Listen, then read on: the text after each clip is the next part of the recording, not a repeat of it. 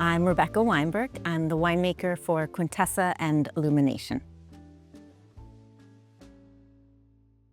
I discovered wine actually when I was 16 years old on a visit to Napa Valley with my family. I got the idea on that trip, listening to the tour guide talk about wine and seeing the beautiful surroundings, that being a winemaker was something that I could enjoy. My name is Wineburg, but I'm not from a wine family. We had wine on occasion, but it wasn't like my parents were wine collectors. So I was allowed to take sips if I was interested, but I wasn't interested. And then on this trip to Napa Valley, just this little day trip, and the tour guide's talking about fermentation. And I had always been interested in science. I had thought I would be a research biologist. And at that moment, I realized that I could do something that combined science and art and has a product that you can share with people at the end of the day, and that you get to live in a beautiful place and be connected to the land. And I thought that would be a lot of fun. It wasn't until I was at UC Davis in grad school studying viticulture and enology that I had my aha moment with a wine. And so my father was in San Francisco on a business trip, and I went to visit him and get a free meal, poor grad student. And I ordered a half bottle of a Brunello off of the wine list at this Italian restaurant we had gone to.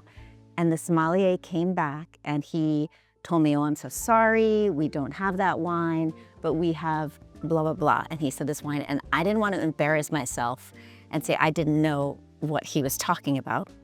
So I said, yes, that would be lovely, thank you very much. He brought it out, he poured the glass, and it was a revelation. This was the first wine I had ever tasted that spoke of place. And I didn't know what the place was, but I knew there was a place and that I needed to learn more about it. And that was the 1998 Ornellaia. And so the story gets even crazier. I went back to Davis and I enrolled in Italian 101.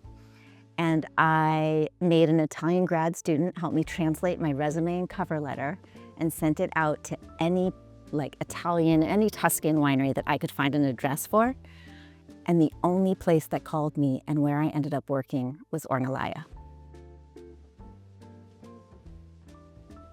First, of course, was my chemistry professor in college, Truman Schwartz, who encouraged me to pursue winemaking and told me about UC Davis and said, you move out to California, you go work a harvest, you go to school, and you're going to be a winemaker.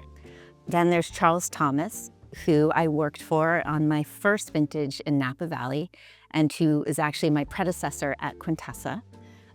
From him, I learned to be thoughtful and to be willing to try new things. And then finally, and most importantly in my life, has been Celia Welch, who I had the opportunity to work with and who I just look up to her so much. My first kind of cringe moment is when people talk about sulfites.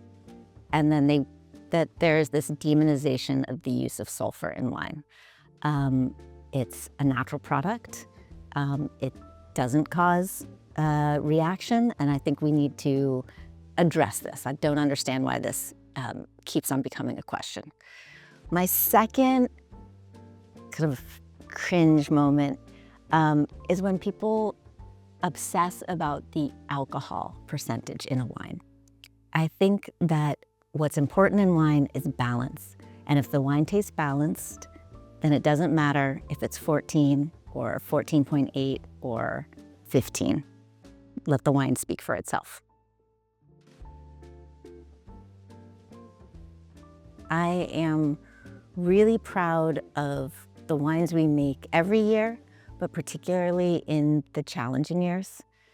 Years like 2020, when we didn't know what the outcome was going to be, and we committed to trying, to making wine And I'm very proud of the wines that we bottled from that vintage. And I think that those, like people, when you've had a more challenging conditions, it makes you more interesting.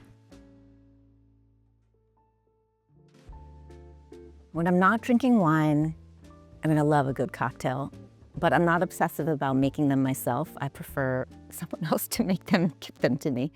And I am pretty obsessive about coffee. I have a style that I like. I think I like sort of medium roast, Scandinavian style, higher acid. And at home, just a simple pour over, what I consider a simple pour over operation. But I do like to pay attention, like winemaking, to the extraction technique. I think there's a lot of parallels between coffee and wine in the origin, in the fermentation. But with coffee, the end user is the one who does that final preparation. And so it has a lot more creative freedom in it.